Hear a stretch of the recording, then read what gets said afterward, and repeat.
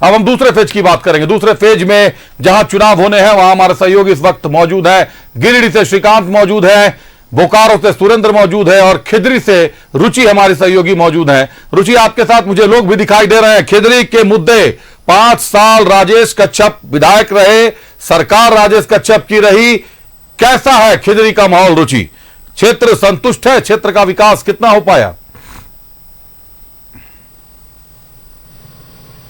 आप बिल्कुल अभिषेक, देखिए खिजरी विधानसभा क्षेत्र की जनता जनार्दन है। चूंकि खिजरी सिल्ली समेत 38 विधानसभा सीटों पर 20 तारीख को मतदान होंगे और देखिए तैयारी धुआंधार, चुनाव प्रचार प्रसार तो हो ही रहे हैं, लेकिन जनता के बीच में कौन जगह बना पा रहा है? चूंकि 5 साल जिन्होंने यहाँ शासन किया, क्या उन्होंने कार्य भी किए हैं, धरातल पर कार्य हुए हैं या फिर नहीं हुए हैं, ये तो जनता ही बताएंगी। और सीधे लिए चलते हैं, खिजरी के ही है ना, पहले नाम बता दीजिए, कितना काम हो पाया है? मेरा नाम है प्रकाश महतो, मैं पूर्व प्रदेश का। प्रकाश जी, कितना काम हो पाया है? काम कुछ नहीं हुआ है। 5 सालों में जो हमारे विधायक राजेश कच्छप है, पूरे क्षेत्र में खाली घूमते हैं, आते हैं और रोड नाली देखिए क्या आते हैं कि नहीं आते हैं? कभी नहीं आते हैं। अभी चुनाव है तभी आ रहे हैं। रोड का जो स्थिति है देखिए आके ग्रामीण क्षेत्रों में भी क्या स्थिति बनी हुई है। 5 सालों में उन्होंने कुछ करवे नहीं किया है। उसके बाद अभी 150 शिलान्यास उन्होंने किया है झूठ मूठ का। अच्छा, तो 150 शिलान्यास जरूर, शिलापट जरूर लग गए हैं, लेकिन शिलापट ही दिख रहे हैं या फिर काम भी दिख रहा है? घूमने कलकत्ता तक चले जाते हैं तो क्षेत्र में क्यों नहीं आते हैं? वो तो कलकत्ता असम तक घूमते हैं, तो क्षेत्र में नहीं आना तो भारी शिकायत की बात है उनकी। बिल्कुल बिल्कुल अभिषेक, और ये सभी आप लोग वाकिफ होंगे कि घूमने वो कलकत्ता तक चले गए थे और कलकत्ता तक जब घूमने गए तो ये परिणाम सामने आया कि उन्हें जो है जेल की भी हवा खानी पड़ी थी। 40 लाख रुपए का हिसाब सही से नहीं बता पाए थे। चलिए ठीक है, शिलापट ही दिख रहे हैं कि काम भी हुआ है? जी बिल्कुल, आपका कहना सही है कि आज तक 5 साल हो गया राजेश कच्छप का। जिस उद्देश्य के साथ इन्होंने चुनाव जीता, निश्चित रूप से खिजरी विधानसभा के जन आकांक्षा के अनुसार उन्होंने कोई काम नहीं कर पाया। निश्चित रूप से अभी रोड नाली गली तो कोई बनवे नहीं किया। 5 साल लोग सिर्फ खाली लोगों का साड़ी खरीदने में, कलकत्ता जाने में रह गए। और जो भाजपा में जो काम हुआ वही काम हुआ है, जेएमएम में तो कोई काम नहीं हुआ है। सिर्फ यहाँ लूट खसोट ही काम हुआ है। ब्लॉक स्तर पर जाइए तो वो खतियान का कहना है जेएमएम कांग्रेस की सरकार में काम, यहाँ कोई काम नहीं हुआ है। अभी ब्लॉक स्तर पर जाइए तो खतियान भी ऑनलाइन नहीं होता है। म्यूटेशन कराने जाइए तो प्रति डिसमिल 10,000 रुपया लेता है। तो ये मतलब इस तरह का पूरे कहा जाए खिजरी विधानसभा में लूट का टंडो मचा हुआ है। इसलिए निश्चित रूप से जो है सारे लोगों का सोच है इस बार कमल पर वोट पड़ेगा। चलिए देखिए, ये जनता जनार्दन बोल रही है, कुछ नेताजी भी यहाँ पर उपस्थित ही हैं, चूंकि कई सारे वादे दावे को लेकर के चुनावी मैदान में हैं और ये बातें भी सही हैं। चूंकि कई सारी जनता से जब हमने रिएक्शन लिया, प्रतिक्रियाएं ली, तो कहा कि बिना पैसे एक काम नहीं होते हैं, एक कार्य नहीं होता है। क्या रुख लग रहा है खिजरी विधानसभा की जनता क्या करे? खिजरी विधानसभा में इस बार कमल खिलेगा। और जो बात आपने कहा कि बिना पैसे के कोई काम नहीं होता है, तो राजेश कच्छप का यही पहचान है कि रोज 5 लाख रुपया आए, उसके बाद वो अपना ब्रश करते हैं, मुंह धोते हैं, तब वो जनता से मिलने जुलने। आप देखिएगा कि नामकुम में स्ट्रीट लाइट कहीं दिखेगा ही नहीं। आप देखिए कि साड़ी खरीदने का नहीं, वो हराम का पैसा और चोरी का पैसा था जिसके लिए उन्होंने जेल जाने का काम किया। तब खिजरी की जनता को 20 तारीख को तय करना है कि हमको जेल जाने वाला प्रत्याशी चाहिए या ईमानदार राम कुमार जैसा प्रत्याशी चाहिए। और दूसरी बात कि ये जिस तरीके से कांग्रेस ने जेएमएम को खरीद के केंद्र में सरकार बनाई थी, तो ये उसी चाल चरित्र और चेहरा उनका ऐसा ही है और पूरी जनता जानती है। खिजरी में इस बार जनता ने मन बना लिया है, इस बार राजेश कच्छप जैसे जेल जाने वाले और पैसा लेने वाले को विधायक हम नहीं बनाएंगे और उनका जमानत जब्त होने की स्थिति में है। और यहाँ की जनता 20 को ठीक है, बाकी भी कई लोग हैं अभिषेक, तो उनसे भी जान लेते हैं। और देखिए मैनिफेस्टो में कई बड़े बड़े वादे जो हैं वो जेएमएम कांग्रेस और आरजेडी की सरकार में थे, गठबंधन के कई सारे वादे थे। कितने वादे पूरे हुए, खिजरी विधानसभा में कितना वादा पूरा कर पाई गठबंधन की सरकार, चूंकि यही तय करेंगे। एक तरफ बेटी रोटी माटी के अस्तित्व का सवाल बताया जा रहा है, और दूसरी ओर देखिए चुनावी मैदान में राजेश कच्छप कह रहे हैं बहुत सारा काम किए हैं। कितना काम हुआ है? मैं समझता हूं आप पूर्वी क्षेत्र जिस क्षेत्र में खड़ा हैं, निश्चित रूप से कोई भी काम नहीं हुआ। उन्होंने 5 साल पूरे लूट खसोट का काम किया, और दूसरे के प्रयास से, जैसे कि यहाँ लोकल बॉडी जिला परिषद होते हैं, उन लोगों के प्रयास से जो काम आए उनको शिलान्यास करने का काम किया। और शिलान्यास तब काम लिए जब 2% उनको पहुंचा। ये खुला है, सभी क्षेत्र के जनता जानते हैं, जब उनको 2% पहुंचेगा तब शिलान्यास करने के लिए आएंगे। वो काम में जो पिछला हुआ था, शिलान्यास ही हुआ कि काम भी हुआ? काम उनके माध्यम से नहीं हुआ, लेकिन जो हुआ होने का हुआ वह उसमें भी पैसाखोरी की है। और सच कहें तो पूरे जनता यहाँ त्रस्त है, और राजेश कच्छप पैसा कमाने में पूरे 5 साल व्यस्त रहे हैं। और देखिए कहना है कि यहाँ जनप्रतिनिधि मस्त रहे, जनता त्रस्त रही, जनप्रतिनिधि मस्त रहे। इस बार क्या ठाने हैं आप लोग खिजरी में? इस बार तो भारतीय जनता पार्टी की सरकार बनाने का काम कितना हुआ खिजरी में? काम मतलब कि अगर आप भ्रष्टाचार की बात करेंगे तब तो बहुत काम हुआ। नंबर 1 में भ्रष्टाचार में नंबर 1 में हुआ, क्राइम में नंबर 1 में हुआ, और पब्लिक के बीच का अगर काम की बात किया जाए, जो बेसिक चीज़ होता है जो आम जनता को मिलना चाहिए, उस मामले में उन्होंने कुछ काम नहीं किया। चलिए ठीक है, ये जनता जनार्दन बोल रही है, लेकिन अभिषेक बता दें कि खिजरी विधानसभा क्षेत्र में आज बड़ी सभा भी थी, चुनावी सभा थी, जिसमें असम के मुख्यमंत्री हिमंता बिस्वा शर्मा का संबोधन भी हुआ था। और देखिए उन्होंने कई बड़ी बातें जो है वो मंच से कही है कि एक तरफ आपको चुनना है कि एक तरफ बांग्लादेशी घुसपैठी को संरक्षण देने वाली सरकार है, पैसे पहुंचाने वाली यानी कि पैसों को लूटने वाली सरकार है, करोड़ों करोड़ रुपए रखने वाली सरकार है, और दूसरी तरफ एक आपकी सेवा में लगे हुए प्रत्याशी हैं। हालांकि जनता को तय करना है जनता किस पर विश्वास करती है। बिल्कुल रुचि, ये जनता को तय करना है निश्चित तौर पर। बहुत धन्यवाद रुचि, आपका वक्त की पाबंदी है। हमारे साथ 2 और सहयोगी जुड़े हुए हैं, बहुत धन्यवाद आपका हमसे जुड़ने के लिए, तमाम जानकारियों के लिए। रुचि, लोगों का भी धन्यवाद जो लोग न्यूज़ 11 भारत के साथ जुड़े थे। एक बार गिरिडीह से हमारे सहयोगी श्रीकांत जुड़े हुए हैं, श्रीकांत का रुख करते हैं। गिरिडीह का दंगल बड़ा दिलचस्प इस बार होने वाला, हालांकि दूसरे फेज में चुनाव है, 20 तारीख को चुनाव है। श्रीकांत, गिरिडीह का दंगल दिलचस्प होने वाला। अब तो उलेमाओं ने भी फतवा जारी कर दिया है कि INDIA गठबंधन को समर्थन देना है। एक खास समुदाय, एक विशेष समुदाय INDIA गठबंधन को समर्थन देगा। लेकिन एक फैक्टर गिरिडीह में जयराम का भी सामने आ रहा है, जयराम का तीसरा फैक्टर काम कर रहा है। क्या कुछ नजर आ रहा है गिरिडीह में? श्रीकांत, चुनाव शांतिपूर्ण तो रहेंगे ना?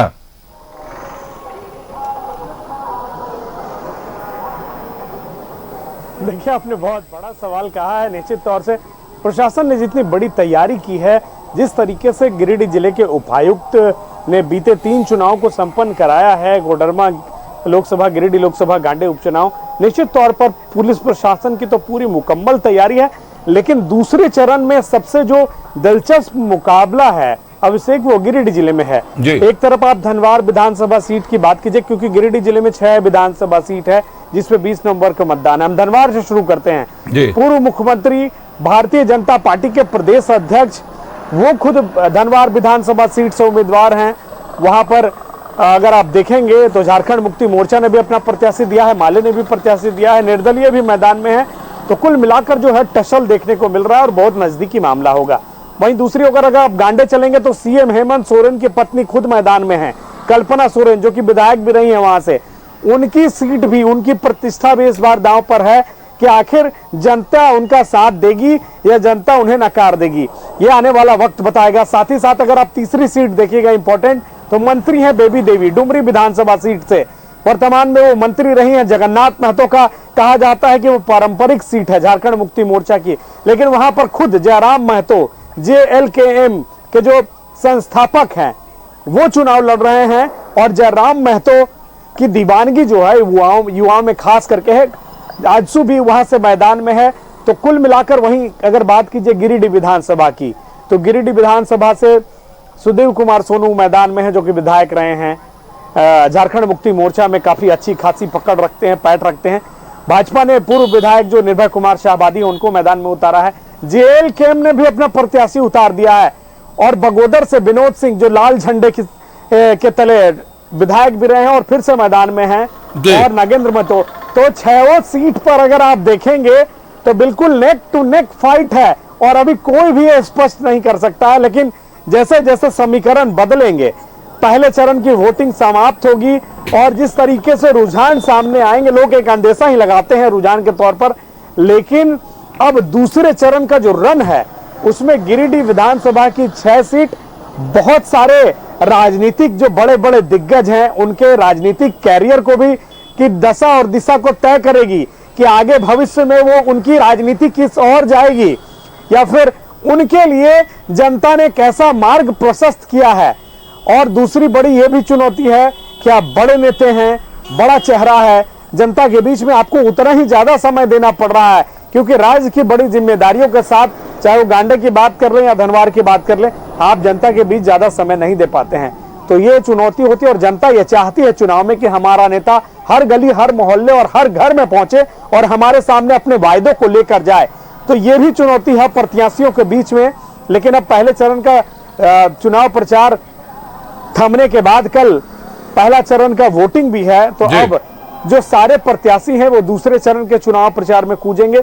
लेकिन गिरिडीह की जो 6 सीटें हैं इनमें पहले अगर आप देखेंगे तो 4 सीटें एक तरीके से इंडिया गठबंधन के पास थी, 2 सीटें भाजपा के पास थी।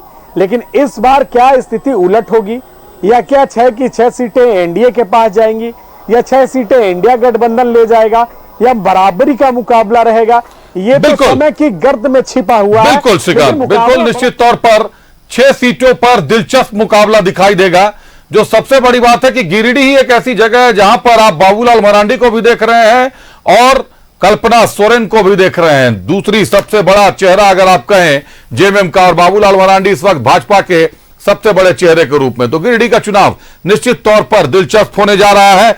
और कल्पना सोरेन के सामने जो महिला खड़ी हैं, कल्पना सोरेन के राजनीति से काफी पहले से मुनिया देवी जी जन सेवा में जुड़ी हुई रही हैं और एक आम महिला है, जिला परिषद की अध्यक्ष भी रही हैं। मैंने उनसे बात भी की थी, तो उन्होंने यही कहा था कि ये अवसर ही बहुत बड़ी बात है कि कल्पना सोरेन जैसे शख्स, कल्पना सोरेन जैसे चेहरे के सामने भाजपा ने अगर मुनिया देवी जी को टिकट दिया है, भरोसा जताया है, तो उसके पीछे कई कारण होंगे। क्योंकि कल्पना सोरेन आज की तिथि में अगर आप देखें तो INDIA की सबसे बड़ी स्टार प्रचारक है और काफी ज्यादा उनका क्रेज है लोगों के बीच में। बहुत धन्यवाद श्रीकांत, हमसे जुड़ने के लिए, तमाम जानकारियों के लिए। फिर आपसे मुखातिब होंगे थोड़ी देर में। सुरेंद्र हमारे साथ बोकारो से जुड़े हुए हैं। सुरेंद्र, कल पहले फेज का चुनाव हो जाएगा 20 को, दूसरे फेज में बोकारो का नंबर आएगा। क्या लगता है इस बार माफिया राज से छुटकारा मिलेगा बोकारो को, या फिर से कोयले और लोहे पर अवैध कब्जे की लड़ाई चलती रहेगी बेरमो से लेकर बोकारो तक? देखिए, जिस तरह से लगातार देखा जा रहा है कि प्रथम फेज में जिस तरह से दिग्गजों ने जमावड़ा जमाया था, उसी तरह दूसरे फेज के चुनाव में भी दिग्गजों का जमावड़ा रहेगा। और 14 तारीख को यहाँ पर बेरमो और बोकारो में आदित्य योगीनाथ आ रहे हैं। और जिस तरह से बेरमो में की और कोयले और लोहे की अगर हम बात करें तो निश्चित तौर से जिस तरह से लगातार हमने बेरमो में भी घूमा है, बोकारो में भी घूमा है, तो आम जनता का यही कहना है कि क्षेत्र में विकास के नाम पे कुछ नहीं हुआ है। मूलभूत जो सुविधाएं मिलनी चाहिए वो नहीं मिला है। लोग कहते हैं कि विकास हुआ है, लेकिन विकास कहाँ हुआ है लोगों को नहीं दिखता है। अगर हम सड़क की बात कर ले, बिजली की बात कर ले, पानी की बात कर ले, शिक्षा की बात कर ले, स्वास्थ्य की बात कर ले, तो किसी तरह से कहीं पर विकास नहीं हुआ है। शिक्षा के क्षेत्र में अगर हम बात करें तो लोगों का कहना है कि यहाँ पर आज तक न तो मेडिकल कॉलेज खुले, न तो इंजीनियरिंग कॉलेज खुले, और अस्पताल खुले भी तो अस्पताल चालू नहीं हुआ। अगर किसी कोई भी व्यक्ति बीमार पड़ता है तो सीधे उसे बाहर भेज दिया जाता है, रेफर कर दिया जाता है। तो जिस तरह से पहले बेरमो की नगरी, कोयलांचल हम कह सकते हैं, कोयला की नगरी बेरमो थी, वहाँ पहले चहल पहल था। वहाँ पर एक और भी मुद्दा है बेरोजगारी का, रोज पलायन कर रहे हैं। पलायन करने का कारण यह है कि जिस तरह से बताया जा रहा है कि पहले लदनी का काम हुआ करता था जो वहाँ के लोग करते थे, अब बड़े बड़े गाड़ियों से वह काम किया जा रहा है, इसलिए लोग बेरोजगार हो गए हैं। यहाँ के लोगों का ऐसा कहना है। तो हम कह सकते हैं कि इस बार जो जनता है, जनता जो है विकास के मुद्दों पे मतदान करेगी, लेकिन समय बता पाएगा कि कितना। 23 तारीख को जो जब रिजल्ट आएगा तो पता चलेगा कि बेरमो और बोकारो में कोयले और लोहे का खेल समाप्त होता है या नहीं। जी बिल्कुल सुरेंद्र, देखना होगा, क्योंकि वहां का रण खास तौर पर झारखंड में बड़ा दिलचस्प हो गया है। माफिया राज माना जा रहा है। जिस तरीके से प्रिंस खान की एंट्री होती है, जिस तरीके से अन्य दबंग है, बोकारो बेरमो का जंग बड़ा दिलचस्प हो गया। अब तो जयराम ने भी बेरमो से ताल ठोक दिया है। वहां का जातीय समीकरण किस ओर बढ़ता है। रविंद्र पांडे साहब एक तरफ है, एक तरफ अनूप सिंह साहब है, वहीं बोकारो में विरंची नारायण के खिलाफ श्वेता सिंह है, पिछली बार दूसरे नंबर पर थी, लेकिन राजेश ठाकुर साहब को टिकट नहीं मिला। इस बार भी एक बड़ा चेहरा प्रदेश अध्यक्ष के पद पर रह चुके हैं, बावजूद इसके उनको कांग्रेस ने टिकट के योग्य नहीं समझा, टिकट नहीं दिया, जो कहीं ना कहीं राजेश ठाकुर के समर्थकों पर भी बड़ा प्रभाव डाल रहा है। कुप्रभाव डाल रहा है या अच्छा प्रभाव डाल रहा है, इसका तो कांग्रेस को आकलन करना होगा। बहुत धन्यवाद सुरेंद्र, हमसे जुड़ने के लिए, तमाम जानकारियों के लिए आपका।